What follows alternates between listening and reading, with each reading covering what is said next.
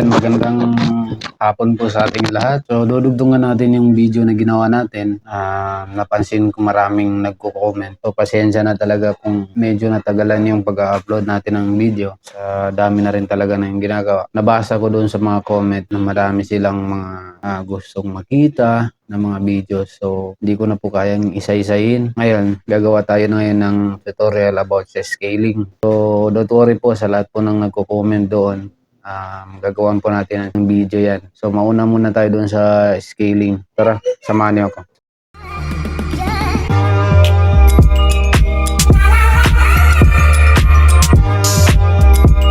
So, yung scale natin, the more na malaki, papalakihin natin yung drawing, ay maliit yung scale niya.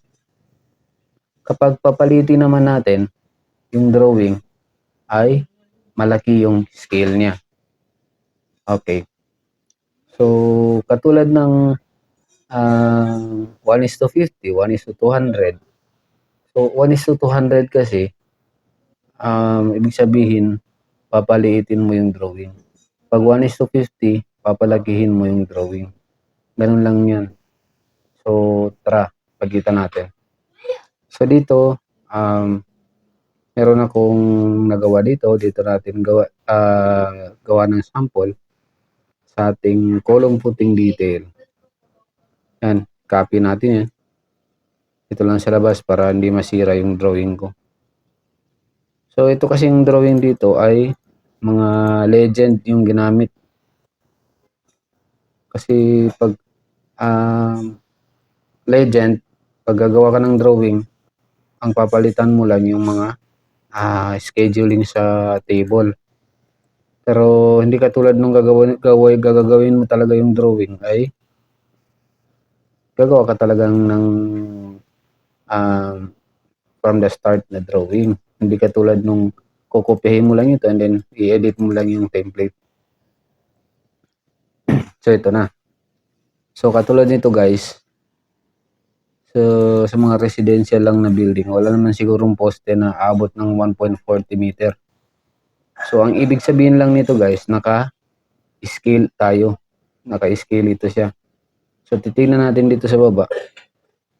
Naka-scale siya ng 1:25. So, ano ba yung tinatawag na 1:25 na scale? So, ang gagawin natin guys, kuha tayo ng calculator dito. Calculator natin. Ito. Okay. So, 1:25. So, 100, i-divide natin sa 25. So, ibig sabihin, itong drawing na to ay lumaki siya ng, itong drawing natin ay lumaki siya ng 4. 4 na beses siya pinalaki. No? 4 na beses siya lumaki. So, paano natin ibalik yung dimension niya guys? Ito, tanggalin na lang natin siguro ito para maliit lang yung drawing na gagawin natin. Yan. Column footing details. So, paano gagawin natin guys para magbalik ito sa dati? So, 1:25. So, ang i-command lang natin dyan guys ay SC. SC. Ang SC guys, yan yung scale. SC, pagka-type mo ng SC, mag-enter ka lang. And then, magsasabi ngayon yung cursor natin ng select object. So, siyempre, isa-select natin yung object na i-scale natin. Ayan, pag na-select na, malalaman mo kasi, mag-hidden line yan eh. So, selection natin dalawa, galing sa kaliwa, papunta sa kanan, kulay blue. Kikita niyo sa screen. Pag galing naman sa kanan, pag kaliwa, kulay green. Okay, pinagkaiba ng dalawa, naturo ko na ito sa last tutorial ko pero i-recap lang natin. Yung kulay blue, kailangan mo ipasok talaga yung drawing natin dyan sa kulay blue. Dahil pag hindi mo siya ipasok sa kulay blue, hindi masiselect yung gusto mong iselect. Unlike doon sa kulay green, na kahit papadaanan mo lang yung drawing ng kahit konti, masiselect na siya. So, ang tawag dyan, window selection, tsaka cross selection. Okay, so pag na-select na siya guys, ulitin natin na kasi medyo napahaba. Okay, so command tayo ng SC. Ang SC ay scale. After ng SC, enter. And then select natin yung object. Pag na-select na, i-enter lang natin. Sabi niya dito, specify base point. So yung base point natin guys, dito na lang tayo sa gitna. Actually, kahit saan naman ang base point mo dyan eh. Pero para hindi na maggalaw yung drawing mo, dito ka na sa gitna ng drawing mag-base point. Click lang dyan ng isang beses. Okay. So, ano ang ita-type mo ngayon? So, tulad nung nakalagay doon sa baba dito, 1:25, ang ita-type mo dyan ay 0.25. Yung 25, lalagyan mo lang ng point and enter. Yan. Ito yung actual na na itsura ng drawing na yan. Nung hindi pa siya na-scale sa 1:25. Kasi ito, na-scale naman itong drawing. Ito.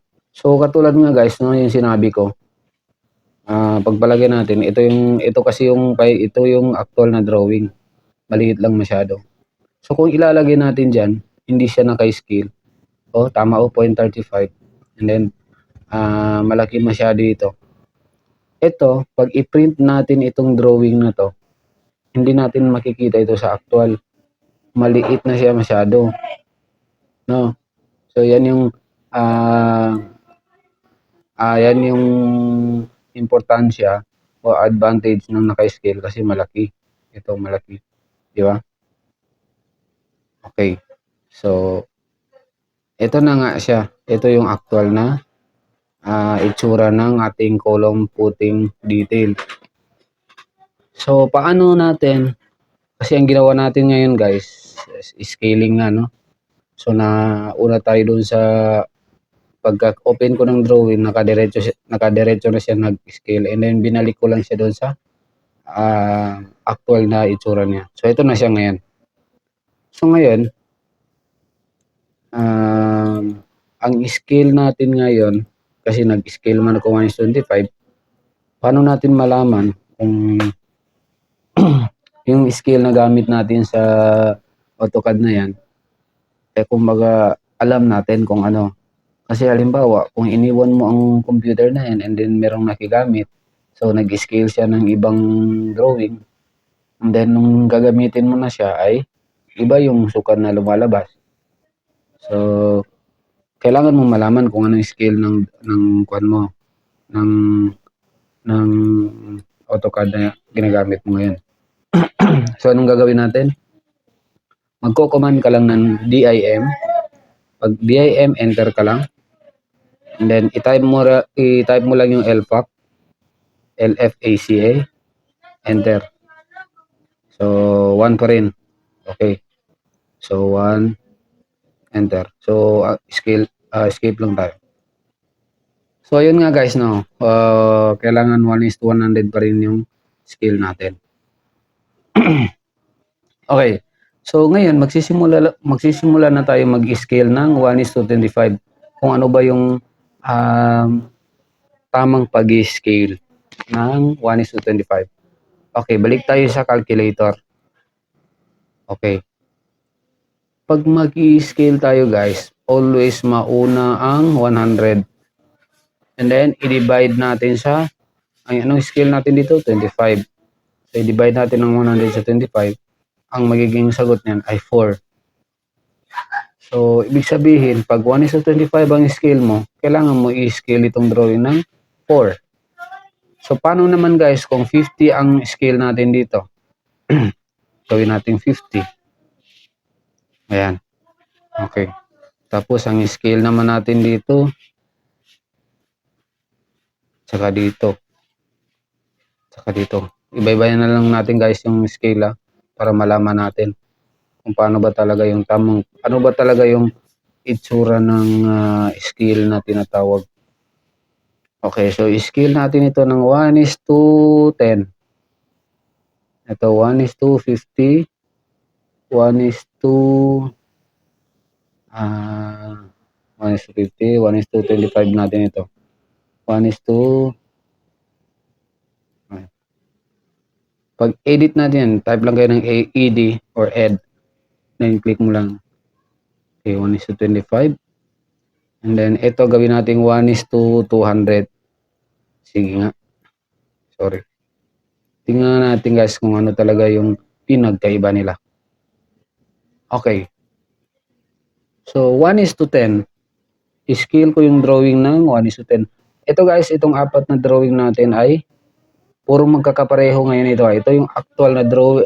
Ito yung actual na drawing kapag ang scale natin ay 1:100. Kasi ang standard na scale natin sa drawing ay 1:100. Mga ganyan, 1:100 yan. Kasi hindi mo naman siya kailangan palakihin yan. Kasi sakto naman yan. Pag i-print mo ito siya, okay naman yan. Hindi mo na kailangan palakihin pa or palitin. Okay, ngayon, start tayo dito sa 1:10. Okay, ngayon, mauna tayo sa, sabi ko nga kanina, standard is 100. So, 100 divide 10. So, ang sagot, 10. So, ibig sabihin, yung drawing natin, i-scale natin siya ng 10. So, SC, di ba? Type ka ng SC. Pag type mo ng SC, enter. Then, select mo yung drawing. Then, enter. And then, base point natin, dito na lang ako. And then, itatype ko yung 10 kanina na 100 divide 10 is 10. Okay. And then, enter. Okay, guys. Akalain mong ita-times 10 mo yung laki ng drawing. So, ito na siya. Ito na yung itsura ng 1:10. So, okay magtataka guys kung lumaki talaga yan. Tsaka, pag lumaki yung drawing, lumaki na rin yung dimension. Okay, so take note. Mamaya, papakita natin yan kung paano natin ibalik sa dati yung sukat niya, which is hindi magagalaw yung drawing natin. Okay, balik naman tayo dito. 1:25. So, 100 divide 25. So, magiging sagot 4. So, scale natin ito. SC, enter. Select object, enter. Then, select base. And then, type ka ng 4 na 100 divide 25.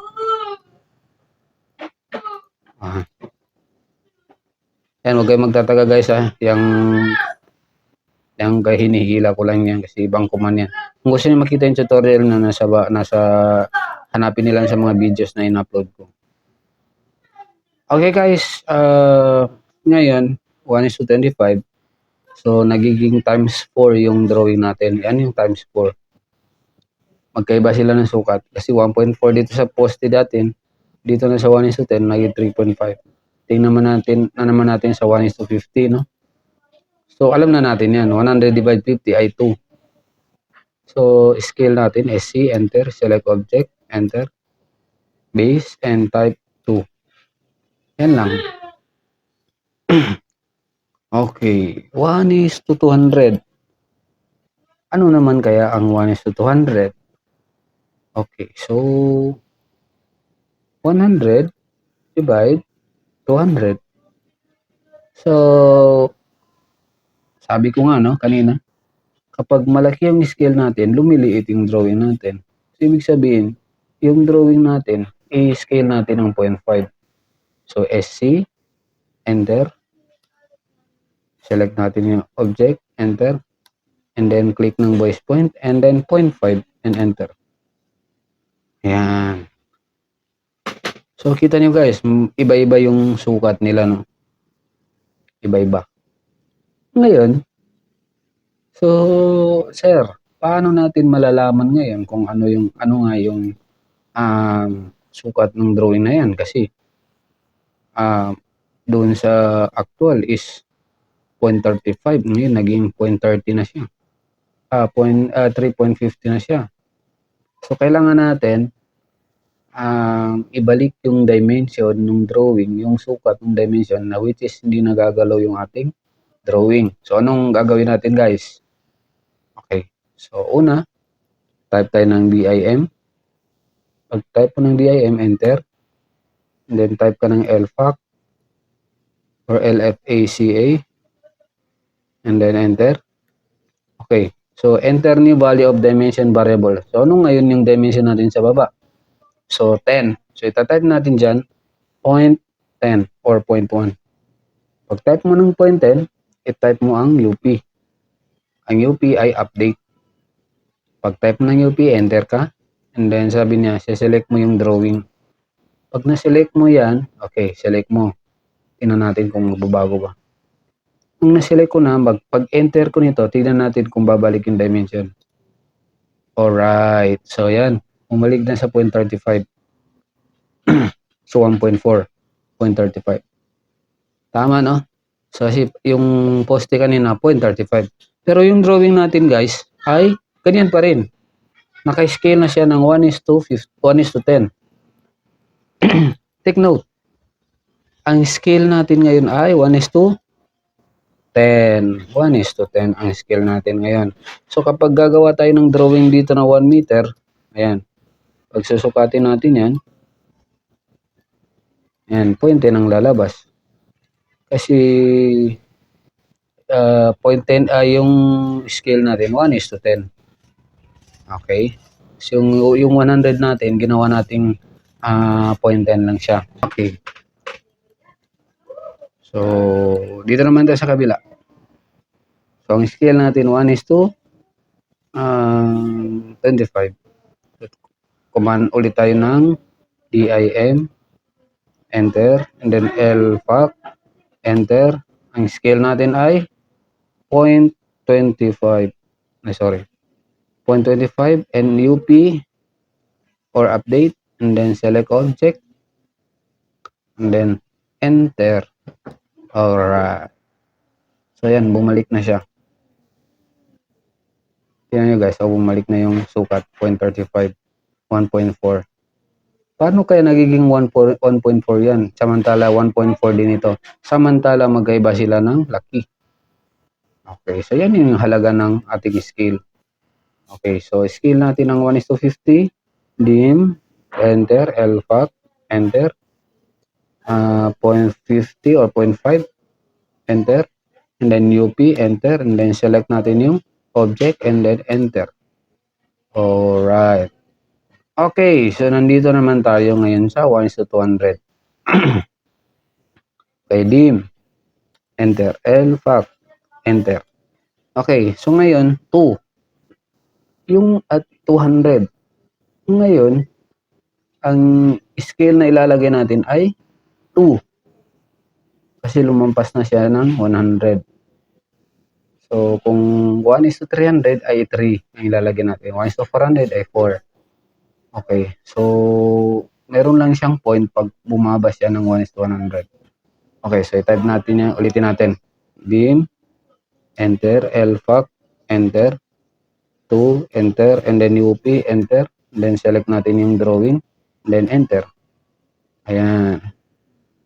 So, kita nyo guys, sa sobrang liit niya, yung dimension, di na siya magkakasya doon sa dimension. Ayan. Okay, so ibalik ko yung scale na gagamitin natin. So, dim, enter, LFAC, enter, 1, enter, and then UP, enter, and then escape. Okay, so tandaan natin, ang naibalik ko na yung dimension, yung scale natin sa 1:100. So, kapag susukatin ko yung 1.4 sa scale na 1:100, ang lalabas, 14. So, dito sa 1:25, susukatin ko siya gamit ang scale na 1:100, 5.6. So, itong 1:50, susukatin ko ng 1:100, lalabas 2.8. Dito naman sa 1:200, sukatin ko ng 1:100, yan ang nangyari, 0.7. Ayan. So sana nabigyan ko ng linaw yung nag-comment kung paano mag-scale. So marami pa akong mga i-upload na mga videos na makakatulong sa inyo paano mapapabilis yung pagdo-drawing natin. Yung mga techniques kasi yun ang AutoCAD kasi yung pag makukuha mo lang yung basic. yung pinaka-basic, paano ka magawa ng line, paano ka mag-set ng layer, paano ka magputol, mag-trim, mag-move, mag-copy, offset. Yan yung mga basic natin eh. So, pag nakuha niyo yan, techniques na lang. Pag nakuha niyo yung mga techniques natin, mabilis yung flow ng ating drawing. So, once again guys, huwag kakalimutan mag-subscribe at i-share ang ating video para magkaroon pa tayo ng mga viewers, mga likers, and subscribers. At pag dumami yun, gaganahan tayo mag-upload ng mga videos. Thank you and good afternoon.